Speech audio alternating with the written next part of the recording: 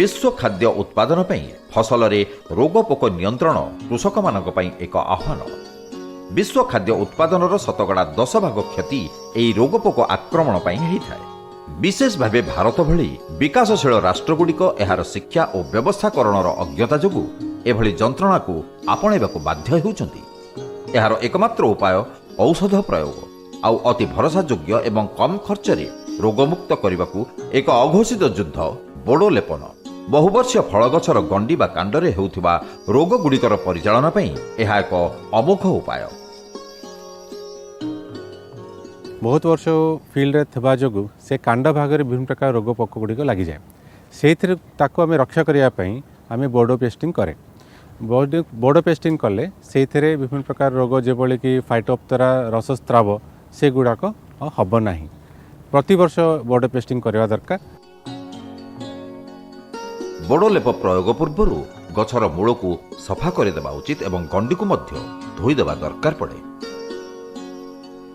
यह तैयारी करिवार प्रक्रिया अत्यंत सहज, जहाँ साधारण चाषीटे भी निजे तैयारी करि परिबो। 10 लिटर बोडो लेप तैयारी करिया पई 1 केजी तुतिया बा कपर सल्फेट और 1 किलोग्राम चून दरकार। प्रथमे तुतिया पत्थर को भल भाव गुंड करी मिश्रण प्रस्तुतिर दिनक पूर्व गोटे प्लास्टिक बाल्टी रे पानी 4 लिटर नहीं बतुरी रखा पड़ी था। 1 केजी चून पत्थर एक बाल्टी रे 4 लिटर पानी नहीं से भल भाव काठी रे घांटी मिश्रण करने को पड़े।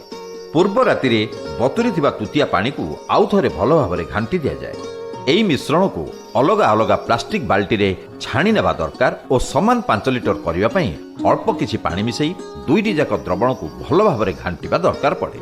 वर्तमान तृतीय प्लास्टिक बाल्टी रे 2टी जाक मिश्रण को आस्ते आस्ते ढाली मिसेइबा को पड़े। तत्परे खंडे लुहा रड किंबा ब्लेड को द्रवण रे 2 रु 3 मिनिट बुड़ेई बाहर करदेले देखा हुए से नेलिया रंग लगी कि नहीं। जदि लगी थाए तेबे एहाको प्रयोग न करी आउ किछि चून पानी मिसई पुणी परीक्षा करा जाए। जे पर्यंत द्रवण ठीक भाव में प्रस्तुत न होईची ताको व्यवहार करबा उचित नुहे। तो पेस्टिंग दवा पूर्व कौन ध्यान रखा पड़ा कौन तुतिया जमी अधिका न हो। तुतिया अधिका हेले कौन ना गचर क्षति कर। जदि तुतिया अधिका हो चूनटा को भी हाड़ करदेव। प्रयोग उपयोगी हेबा परे एई मिश्रण को आंब गछर गंडी रे माटी ठारू 1.5 फुट रु 2 फुट पर्यंत लगे दिया जाए, जहाँ फल रे गंडी रे फिंपी और जीवाणु जनित रोग गुड़िक नियंत्रण करा जाई पारे। आंब गछ अन्य बहुवर्षीय फल गछरे कांड बा गंडी रे मध्य लेपन करी चाषी विशेष भाव में उपकृत हुअन्ति।